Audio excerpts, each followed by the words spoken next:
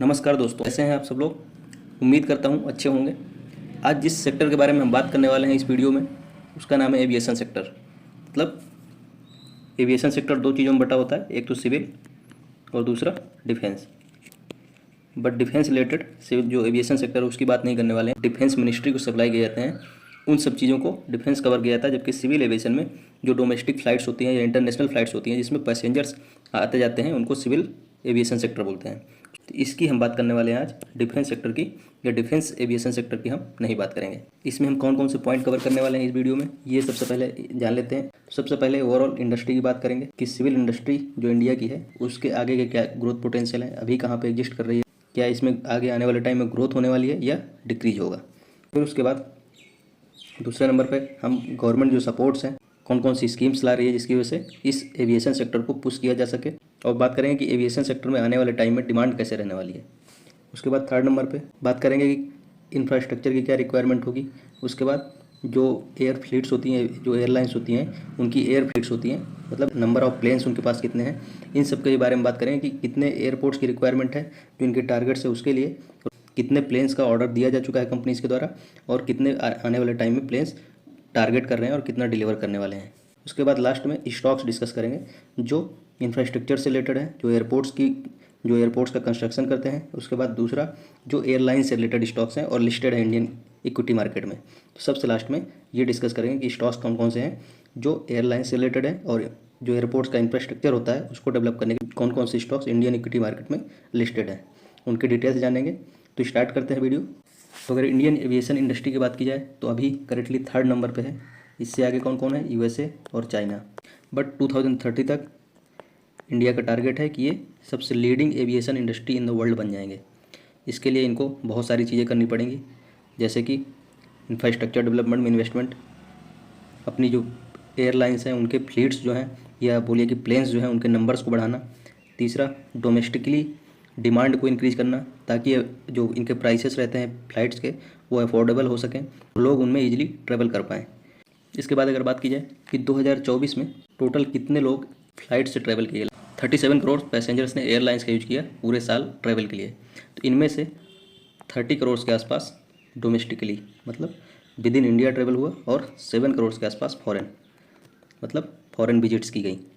तो ये तो शो कर रहा है कि इंडिया में कितनी ज़्यादा डोमेस्टिक डिमांड है एयरलाइंस के लिए, और आने वाले टाइम में कितने ज़्यादा लोग जो इनके ट्रेडिशनल वेज हैं ट्रांसपोर्ट के, रेल हुआ, बसेस हुई या पर्सनल व्हीकल्स हुए, उनसे शिफ्ट होकर अब एयरलाइंस का यूज कर रहे हैं। उसके बाद अगर गवर्नमेंट का सपोर्ट की बात की जाए तो गवर्नमेंट का जो सबसे ज़्यादा सपोर्ट है, उनका टारगेट है कि टीयर 2 और टीयर 3 सिटीज़ जो हैं वहाँ तक एयरलाइंस को पहुँचाया जाए, और वहाँ के जो लोग हैं उनको बिल्कुल अफोर्डेबल बनाया जाए इन एयरलाइंस को, और उनके यूज में भी एयरलाइंस आ सके। क्योंकि एक टाइम पे क्या होता था, बहुत एडवांस चीज़ मानी जाती थी, एक स्टेटस की बात मानी जाती थी फ्लाइट्स में ट्रैवल करना।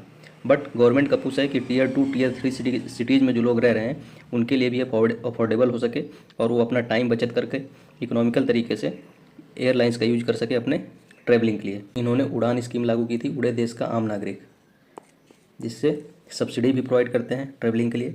टूरिस्ट स्पॉट्स हैं उनको कनेक्ट करने के लिए एयरलाइंस के साथ इन्होंने बहुत सारी डील्स की हैं। तो ये सब गवर्नमेंट का पुश है कि जो एक आम इंसान है इंडिया का, वो भी एयरलाइंस का यूज कर सके और एक जगह से दूसरी जगह ट्रैवल आसानी से कर सके, और कम रेट में यानी कम पैसे दे के भी आसानी से ट्रैवल किया जा सके। इसके बाद अगर एयरपोर्ट्स का नंबर देखा जाए तो करेंटली 148 एयरपोर्ट्स हैं, 2023 का डेटा है। बट 156 ऐसे कुछ एयरपोर्ट्स अभी करेंटली 2025 में है। 14 में इनका नंबर था 74, मतलब 10 साल में लगभग एयरपोर्ट्स का नंबर जो है डबल हो गया है। बट इनका टारगेट जो है 2030 तक नंबर ऑफ एयरपोर्ट्स लगभग 220 हो जाएंगे, मतलब आने वाले 5 सालों में इनको लगभग 70 एयरपोर्ट्स ऐड करने हैं। तो इसके लिए इंफ्रास्ट्रक्चर की रिक्वायरमेंट होगी, और इसके लिए इनको कॉन्ट्रैक्ट या जो प्राइवेट कंपनीज है उनके साथ डील करनी पड़ेगी एयरपोर्ट्स अथॉरिटी ऑफ इंडिया को, क्योंकि जो पब्लिक सेक्टर कंपनी है airports authority of India, India में टोटल एयरपोर्ट्स है उनको हैंडलिंग करती है।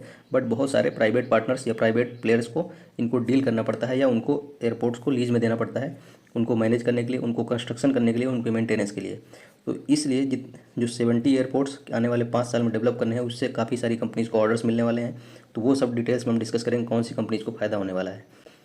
इसके बाद अगर फ़्लाइट्स का नंबर देखा जाए तो टोटल अभी करेंटली जो फ़्लाइट्स है टोटल 800 हैं, जबकि 2015 में देखा जाए, मतलब 10 साल पहले देखा जाए, तो ये नंबर केवल 400 का था, जबकि इनका टारगेट है कि 2030 तक नंबर ऑफ फ्लाइट्स जो है 1400 के आसपास कर देंगे। मतलब 600 प्लेन्स को ऐड करने वाले हैं अपने फ्लीट्स में। डिफरेंट एयरलाइंस जो हैं, जैसे इंडिगो का भी अगर फ्लीट देखा जाए तो लगभग 300 प्लेन का है, एयर इंडिया का 113, एयर इंडिया और एयर एक्सप्रेस दोनों टाटा ग्रुप की ही कंपनी है, दोनों को अगर मिला के देखें तो 140 के आसपास इनका टोटल नंबर हो जाता है फ्लाइट्स का।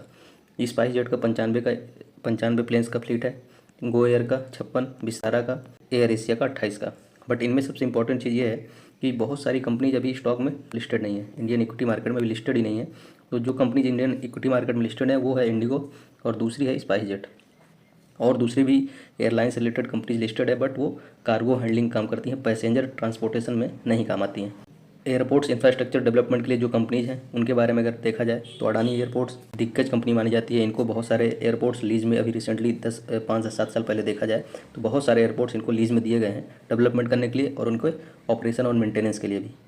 उसके बाद GMR एयरपोर्ट्स, ये भी बहुत दिग्गज कंपनी है। अभी आपने रिसेंटली नाम सुना होगा कि दिल्ली में जब Turkey based airport handling company का जो कॉन्ट्रैक्ट था उसको रिजेक्ट किया गया था, कैंसिल किया गया था, उसके बाद इन्हीं को दिल्ली एयरपोर्ट को हैंडल करने के लिए या मैनेज करने के लिए कॉन्ट्रैक्ट दिया गया था GMR एयरपोर्ट को। उसके बाद सिविल इंफ्रास्ट्रक्चर जो भी एयरपोर्ट्स में कंस्ट्रक्शन करना होता है, लार्सन एंड टुब्रो को ऑर्डर्स मिलते हैं। तो ये तीनों ऐसी कंपनीज हैं जिनको एयरपोर्ट मैन्युफैक्चरिंग के लिए जो नंबर बढ़ने वाला है एयरपोर्ट्स का, लगभग 70 एयरपोर्ट्स के आसपास आने वाले 5 सालों में बनाए जाएंगे इंडिया में, तो उनके जो इंफ्रास्ट्रक्चर डेवलपमेंट करना होगा उसके लिए इन तीनों कंपनीज़ को ही ऑर्डर्स मिलने वाले हैं। इसके बाद जो लिस्टेड कंपनीज है इंडियन इक्विटी मार्केट में, जैसा कि मैंने बताया इंडिगो, स्पाइस जेट, ये पैसेंजर्स को ट्रांसपोर्ट करने के काम आते हैं। बट एफकॉन्स होल्डिंग और ग्लोबल वेक्ट्रा हेलीकॉप्टर, ये भी एक कंपनी है सिविल एविएशन से रिलेटेड, बट इसका जो काम है मेन एफकॉम होल्डिंग का, ये कार्गो हैंडलिंग का काम करते हैं। जबकि ग्लोबल वेक्ट्रा हेलीकॉप्टर है ये जो टूरिस्ट स्पॉट्स होते हैं उसमें आपने देखा होगा बहुत बार कि चार्टर सर्विसेज होती हैं, हाइट में रहते हैं टूरिस्ट स्पॉट, उनको नीचे से ऊपर ले जाने के लिए पैसेंजर काम आता है, चार्टर सर्विसेज का काम करते हैं। तो मेन यही दो कंपनीज है जो सिविल एविएशन की और पैसेंजर्स को इधर से उधर ट्रांसपोर्ट करती हैं। तो इन्हीं दोनों कॉम्पिटिशन है, तो इन्हीं दोनों के बारे में डिटेल में आगे समझेंगे। अगर मार्केट कैप की बात की जाए, अभी देखिए 1,84,000 करोड़ के आसपास है इंडिगो का, और केवल 6,000 करोड़ के आसपास है मार्केट कैप स्पाइस जेट का। जबकि जो प्राइस है वो लगभग 5,000 के आसपास इंडिगो ट्रेड कर रहा है, और ये 50 रुपये के आसपास स्पाइस जेट का शेयर ट्रेड कर रहा है करंटली। 1 ईयर रिटर्न की बात की जाए तो 48% है, इसमें निगेटिव रिटर्न है लगभग 20% के आसपास का। इसके बाद एक्सपेंशन प्लान है, जो ओवरऑल इंडिया का एक्सपेंशन प्लान तो मैंने बताया ही। नंबर ऑफ फ्लाइट्स वो 1400 होने वाली हैं, अभी करंटली 800 हैं, बट आने वाले टाइम में 1400 के आसपास 2030 तक इनका एक्सपेंशन का प्लान है। बट इंडिगो की अगर स्पेसिफिकली हम बात करेंगे, क्योंकि जो दो कंपनीज लिस्टेड है इंडिगो और स्पाइस जेट, बट उनमें स्पाइस जेट थोड़ा सा वीकर साइड पड़ जाती है और इंडिगो सबसे मेन है, और ये बहुत ही अच्छी कंपनी है, इसके बहुत अच्छे टारगेट्स भी दिए हैं। तो ये सब डिस्कस करेंगे। तो हम यहाँ पे केवल इंडिगो में ही फोकस करने वाले हैं। तो इंडिगो को लगभग 900 ऑर्डर्स अभी तक हैं प्लेन्स के लिए, जो दो लीडिंग मैन्युफैक्चरिंग कंपनी है पूरे वर्ल्ड की, एयरबस हुई और बोइंग। यही दो कंपनी केवल वर्ल्ड में एयर जो प्लेन्स हैं उनकी मैन्युफैक्चरिंग करते हैं। तो इनको जो इंडिगो है उसने लगभग 900 प्लेन्स के लिए ऑर्डर दिया हुआ है। आने वाले टाइम में ये इनके फ्लीट्स में ऐड हो जाएंगे, जिससे काफ़ी ज़्यादा आप ये उम्मीद कर सकते हैं कि एयरलाइंस की तरफ से कितना ज़्यादा एक्सपेंशन का प्लान है, और डोमेस्टिक जो कंजम्पशन है, मतलब डोमेस्टिक जो यूज है फ्लाइट्स का, वो भी काफ़ी ज़्यादा बढ़ने वाला है, क्योंकि लोगों की इकोनॉमिकल कंडीशन अच्छी हो रही है, बट इनकम लेवल है वो भी इंक्रीज हुआ है। तो उसकी वजह से डिमांड साइड भी काफ़ी ज़्यादा इंक्रीज होने की वजह से सप्लाई साइड, जो मतलब अपना फ्लीट एक्सपेंशन, एयरपोर्ट्स का एक्सपेंशन, ये सब भी दोनों चीज़ें देखने को मिल रही हैं। दोनों चीज़ें इंडिया में ईजिली अवेलेबल है। तो इन्होंने अगर इंडिगो और एयर इंडिया दोनों के अगर मिला लिया जाए तो लगभग 1200 प्लस प्लेन्स जो है इन्होंने ऑलरेडी ऑर्डर किया हुआ है एयरबस से, और जो बोइंग है उससे तो अलग इनका ऑर्डर है। अब स्पेसिफिकली इंडिगो की अगर शेयर की बात की जाए तो मार्केट कैप, जैसे कि मैंने बताया, 2,12,000 करोड़ के आसपास करंटली 5500 पे शेयर ट्रेड कर रहा है। अगर 52 वीक हाई और लो की बात की जाए तो 52 वीक हाई के आसपास ही शेयर ट्रेड कर रहा है, और लो अगर देखें तो 3778। पी रेशियो बिल्कुल परफेक्ट है 30 के आसपास। ROC 20 के आसपास है, अच्छा है। ROE बहुत ज़्यादा शानदार है इसका। रिटर्न ऑन इक्विटी जो है बहुत ही अच्छा है, 130%। बहुत रेयर ऐसे स्टॉक्स देखने को मिलते हैं जिनका 130% के आसपास ROE हो।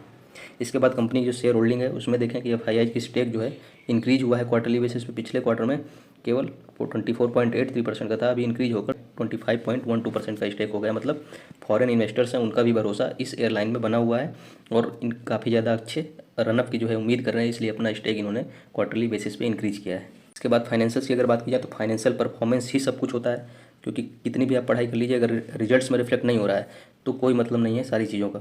तो फाइनेंशियल्स अच्छे होने कंपनी के बहुत इंपॉर्टेंट हो जाते हैं। अगर इनका एक्सपेंशन प्लान, इनके जो नंबर्स हैं कि कितना ज़्यादा मार्केट में इनका कैप्चर है, कितना ज़्यादा इनका फ्लीट साइज़ कितना है, ये सब चीज़ें मैटर नहीं करती अगर आप उनको रिजल्ट्स में कन्वर्ट नहीं कर पा रहे हैं। 2020 में 38,000 करोड़ के आसपास इनका रेवेन्यू जनरेट हुआ था, जो कि अगर 2020 से कंपेयर करें 2024 में लगभग आप बोल सकते हैं कि डबल हो गया है। 4 साल में कंपनी का जो रेवेन्यू है वो लगभग 2 टाइम्स हो गया है। काफ़ी अच्छा रेवेन्यू ग्रोथ है और कंटिन्यू उसके बाद से, ये तो कोविड ईयर की वजह से यहाँ पर थोड़ा सा डिक्रीज देखने को मिला था, बट उसके बाद कंटिन्यू जो है इनका रेवेन्यू ईयरली बेसिस पे काफ़ी अच्छे मार्जिन से, काफ़ी ज़्यादा परसेंटेज में जो है बढ़ते हुए दिख रहा है।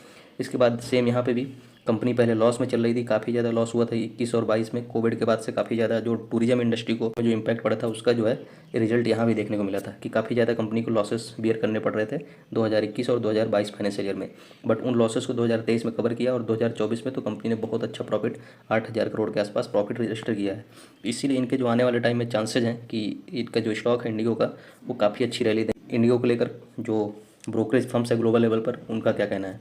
इंडिगो का शेयर है, Q4 में इनका परफॉर्मेंस बहुत अच्छा रहा, जैसे कि हमने भी बताया कि जो पूरे साल का जो इनका प्रॉफिट था वो 8,000 करोड़ के आसपास 2024 में रहा, बट केवल Q4 की बात की जाए तो 3,000 करोड़ के आसपास इनका एक क्वार्टर में कंपनी का प्रॉफिट रहा है। तो उसकी वजह से मॉर्गन स्टैनली ने टारगेट दिया है 6,500, जो अभी अगर करंट प्राइस देखा जाए तो लगभग 5,500 के आसपास शेयर ट्रेड कर रहा है।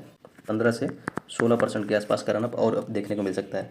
जबकि सिटीज़ की अगर बात की जाए, सिटीज़ ने भी रेज किया है 6400 का टारगेट दिया, मतलब ओवरऑल एवरेज माना जाए तो 6500 के आसपास जो है कंपनी का टारगेट ब्रोकरेज फर्म्स हैं वो सजेस्ट कर रही हैं। तो यहाँ से अभी 15 से 16% का रनअप और देखने को मिल सकता है। तो ये था हमारा एनालिसिस। जो एयरपोर्ट्स मैन्युफैक्चरिंग कंपनी है, इंफ्रास्ट्रक्चर डेवलप करती हैं, Larsen and Toubro, Adani, GMR airport, और जो एयरलाइन से रिलेटेड कंपनी है, बट बहुत सारी कंपनी एयरलाइन से रिलेटेड जो अच्छी कंपनी है जैसे विस्तारा हुई, एयर इंडिया हुई, बट ये लिस्टेड नहीं है। जो लिस्टेड कंपनी है इंडिगो और स्पाइसजेट, बट उनमें से स्पाइसजेट थोड़ा सा फाइनेंशियल्स भी ख़राब है और उनका जो फंडामेंटल्स है वो भी थोड़ा सा वीक है।